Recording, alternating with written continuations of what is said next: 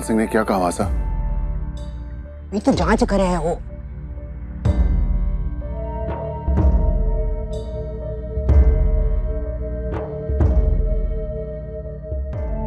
मैंने सोचा यही मौका है, आके तुम सबसे बात कर लो।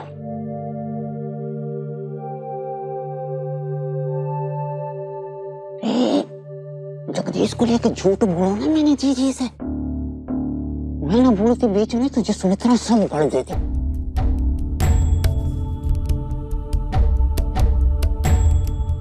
आज तक तो मैंने कुछ ना छुपायो जीजी से। छोटी बड़ी अच्छी बड़ी सारी बातें बांटी हूं उनके संग, सुख भी दुख भी। पर अब जो जीजी की हालत है, ये बात सहन न कर पाएंगे वो, और धक्का लागे वो उनके मन को। इतने दिन कलकत्ते में उनके साथ रह के भी ये बात बोल न पाई उनसे। जगदीश चढ़ गए उन सबको छोड़ के, नया घर संसार बसा लिया उसने।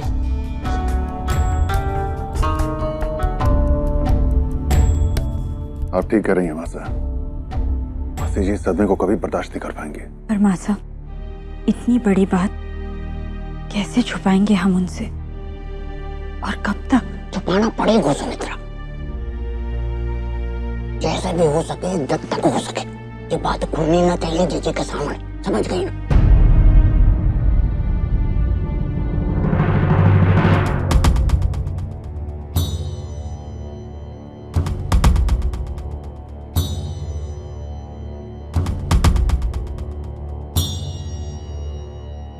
कैसी तबीयत है हमारी जीजी की?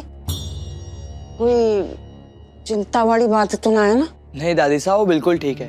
बस लंबे सफर से आई है ना, तो थकावट है थोड़ी। उन्हें आराम की जरूरत है। और हाँ, सदा चलने फिरने मत दीजिएगा। भाई, चलने फिरने की मनाही किस लिए? कोई बीमार नहीं हूँ मैं बाहर आ रही हूँ, देखती हूँ कौन रुकता है मुझे। अरे वहीं रुक जाओ जीजी। कोई जरूरत ना है आपको इतना चलने फिरने की। किसी भी चीज की जरूरत हो तो कमरे से ही आवाज लगा दो ना बस। एक पिंजरे से निकली तो दूसरे कैद खाने में आ गई। सुमित्रा, खिचड़ी ले आ जीजी के कमरे में। खिचड़ी? हाँ चलो चलो, अब आराम करो। कर लो, बहुत हो गए। हाँ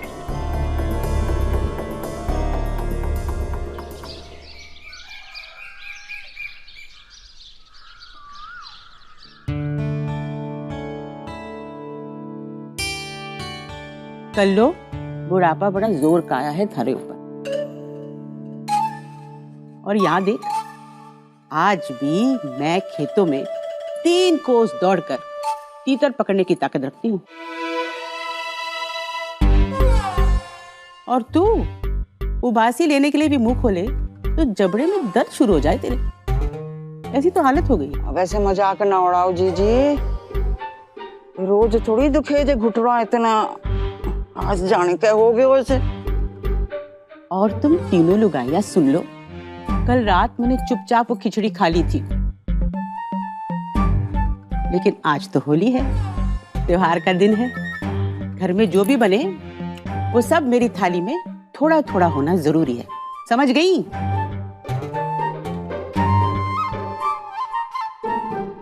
पधारो सा।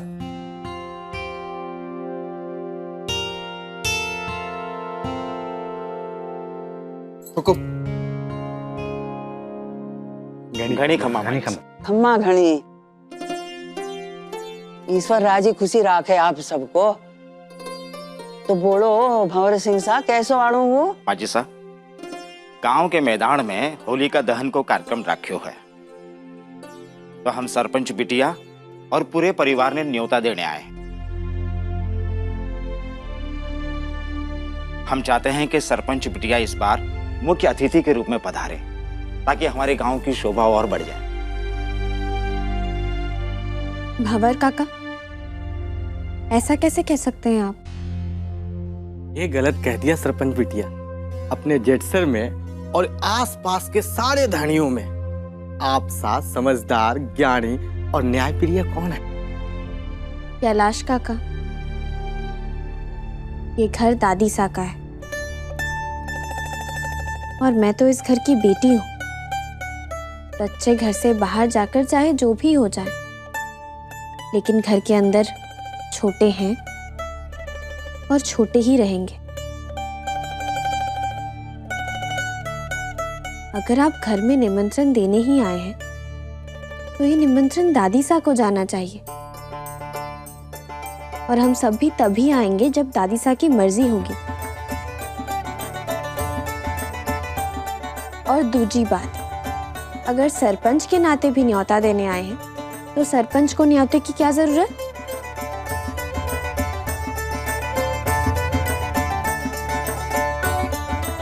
बात तो बिल्कुल सही कही है बिटिया। माजी साहब, भूल हो गई। अब हमारी तरफ से निमंत्रण स्वीकार करो। ठीक है, मैं सब परिवार आऊंगी। आ गया माजी सा। खम्मा गणी। आनंदी, इधर आ छोरी।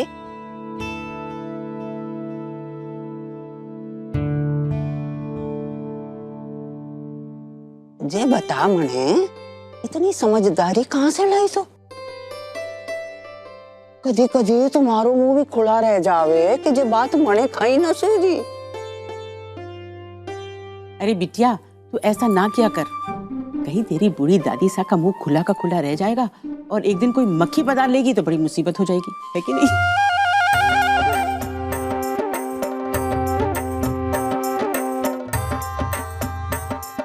जो बोलो, है तो तू बड़ी समझदार। आज तक अपनी दादी सा से तू नेक लेती रही ना, आज हमारे से भी ले ले। नहीं, मैं ये हाँ, बड़े जब कोई चीज देते हैं तो मना नहीं करते। आनंदी बेटा, ये तो आशीर्वाद है। आजा।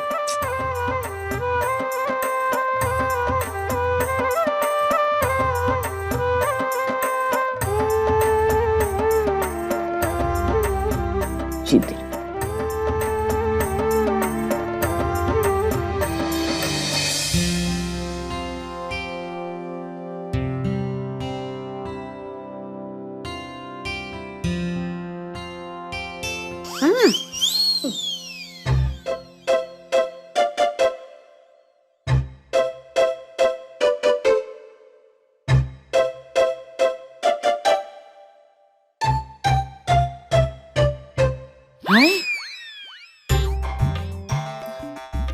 अब नाक न सिकोड़ो जीजी। बींदड़ियों ने इतने प्यार से बनाया हो आपके लिए। ज्ञाना, जीजी को भूख लगी है, जो पर वो सब्जी जल्दी। बाड़े में बंदी गाय के खाने में भी इससे ज्यादा स्वाद होगा। कर लो तो अंटा संटा कर लो गैया के साथ, जो उसे दे दो उसका आप खा लो। कर लो, वो तो पहले से ही पत्थर थी कि बच्चियां कुछ तो दया करेंगी मुझ पर, लेकिन नहीं, ले आई ये बेस्वाद फीका सा खाना। ए सुमित्रा, इतने अच्छे अच्छे खाने मेरे पसंद के बने और उसकी खुशबू तो मुझे अभी तरफ खींच रही है ना। मैं ये फीका, ये गरीब खाना कैसे खाऊंगी? कोई ना पिघड़ने वालों। हाँ, अरे स्वाद जरूरी है कि सेहत? लो, सब चटकारे लेकर खाएंगे और मैं ये गरीब खाना खाऊंगी? ये बर्दाश्त हो गया क्या मुझसे? जीजी, चलो एक काम कर, मैं भी आपके साथ यही खाना खा ले। हाँ, अब तुम्हारी उम्र में भी यही ठीक रहेगा हमारे लिए। हैं, चल गया ना, परोस, उसके बाद हमारे को भी देना। ठीक है, कर लो। मैं भी सिर्फ तेरे लिए ना ये गरीब खाना खा लेती हूँ।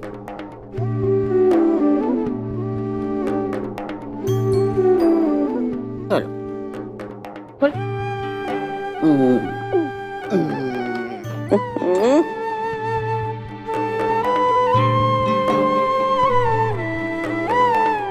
जी, आपको जो खाना खिला के कोई खून ना बड़े मारो। हाँ? पर आप खाओगी तो सेहत बनी रहेगी ना। मैं तो बस एक तो ही चाहूं कि आप मने जाती देखो। भगवान कभी आपको जाति ना दिखावे मैं कदी ना।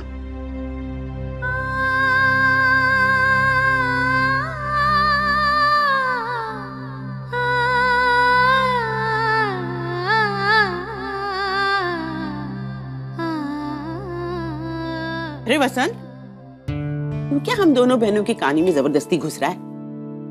जल्दी जल्दी खाना खाकर उठ जा ताकि हमारी बिंदनियां भी बैठकर खाना खा सके।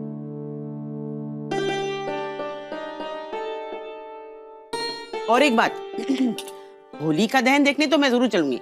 जी जी। देखो, एक बात मेरी और एक तेरी। मैंने तुम्हारी बात मानकर ये गरीब खाना खा लिया ना, तू भी मेरी बात मान, मुझे होली का दहन देखने जाने देना।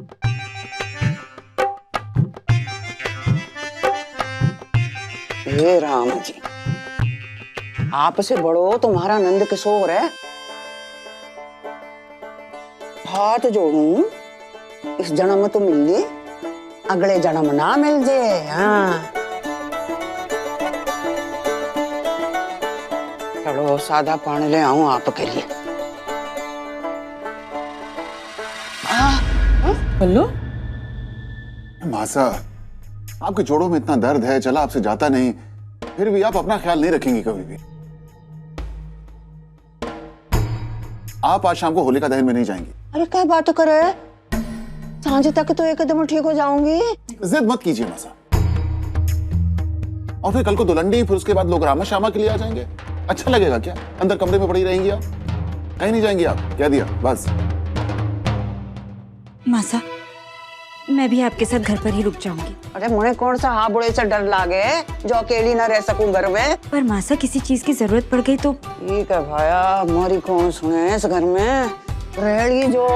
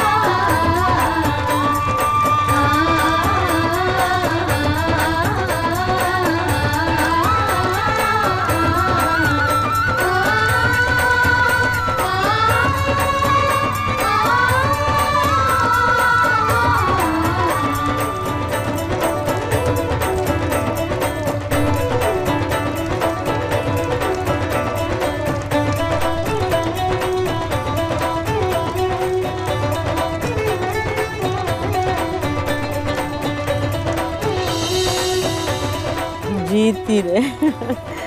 आनंदी बेटा, मुझे पता है जब जगिया बहुत छोटा सा था ना, तो होली का दहन के समय वो मेरी गोद में आकर बैठ जाता और फिर मुझसे कहता कि मुझे होलिका की कहानी सुनाओ ना, और मैं उसे ये कहानी सुनाती थी। हिरण्यकश्यप नाम का एक धरती विजेता राक्षस राजा हुआ करता था, इतना घमंडी कि खुद को भगवान मानता था। उसने एक नियम बनाया था कि उसके अलावा और किसी की पूजा ना हो, लेकिन उसके इस नियम को उसके अपने बेटे प्रहलाद ने ही तोड़ दिया, नहीं माना। क्योंकि वो भगवान नारायण का बहुत बड़ा भक्त हुआ करता था। हिरण्यकश्यप ने लाख हाथ पैर पटके कि किसी तरह उसका बेटा भगवान को छोड़ उसकी पूजा करे, पर प्रहलाद तो अपनी हरि भक्ति में रंगा था, वो भला कैसे मानता। फिर हिरण्यकश्यप ने कई बार उसे मारने की भी कोशिश की, लेकिन सफल ना हो सका। आखिर में थक हार कर हिरण्यकश्यप ने अपनी बहन होलिका से कहा कि प्रहलाद को गोद में लेकर आग में कूद पड़े, क्योंकि होलिका को वरदान मिला था कि वो आग में कभी नहीं जल सकती। तो इसी वरदान के घमंड में उसने प्रहलाद को उठाया और आग में कूद पड़ी। लेकिन उस समय भी प्रहलाद भगवान का नाम लेते गए और फिर ऐसा चमत्कार हुआ कि होलिका तो आग में जल गई, लेकिन प्रहलाद सही सलामत बाहर आ गए। बस उस दिन से इस त्योहार का नाम होली रखा गया। जो बुराई पर अच्छाई की जीत का संदेश देता है। तुम्हारा जगिया बचपन में ये कहानी कम से कम मुझसे 1000 बार तो सुन चुका है। उसे बड़ा मजा आता था ये कहानी सुनने में। आज भी यहाँ होता ना तो सुने बिना यहाँ से हिलता नहीं वो। चल जरा फोन तो लगा उसे, मैं उसे याद तो दिलाऊं कि आज होली है, पर वो नहीं है अपनी बड़ी मासी जी के गोद में बैठकर कहानी सुनने के लिए। बड़ी मासी जी आप अभी बात करेंगी? मेरा मतलब है अस्पताल से थक हार के वापस घर आता है, सो गया होगा वो तो, कल सुबह फोन लगा दूंगी। ये आनंदी, मुंबई कोई तेरा जैसर है जहाँ सूरज डूबते ही लोग सोने की तैयारी करते हैं? अरे मुंबई तो रातों का शहर है, जगिया सोया नहीं होगा अभी। चल लगा ना फोन। बड़ी मासी जी लेकिन अगर वो अस्पताल में रहेगा तो कैसे बात करेगा? अरे तू इतना क्यों सोचती है, जैसे कोई दूर के रिश्तेदार हो। अरे वो जितने भी काम में होगा, कहीं भी होगा, तेरा फोन देखेगा ना तो जरूर बात करेगा। तू लगा तो सही।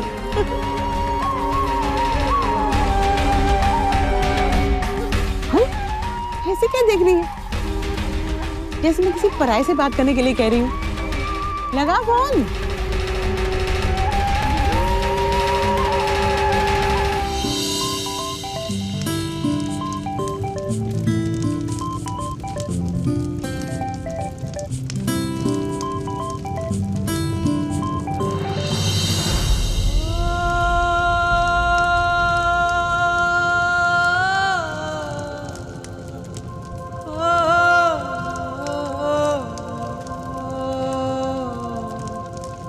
क्या हुआ? जैत सर की होली याद आ गई। वहां की होली की तो बात ही कुछ और थी गौरी। हम ना अगले साल अपने बच्चे को जैत सर लेके जाएंगे होली मनाने, जैसे मैं बचपन में खेला करता।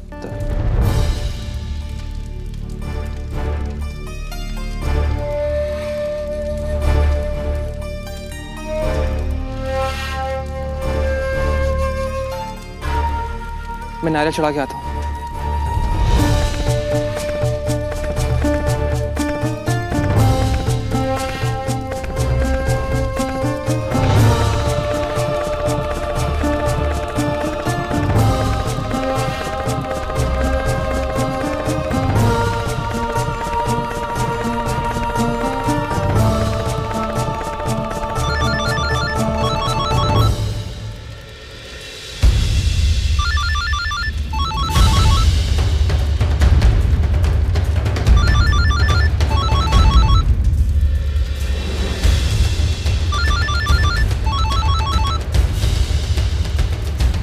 क्या नया नाटक है आनंदी?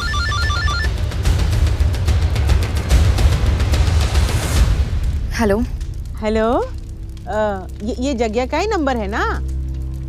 कौन बोल रहा है? मैं गौरी बोल रही हूँ। देखिए जब आपने फोन किया है तो आपको बताना चाहिए कि आप कौन बोल रही हैं। ये छोरी बात कर रही है, गौरी ना। पारिवारिक आनंद की सामूहिक अनुभूति के लिए ही पर्व और त्योहारों की संरचना की गई होगी।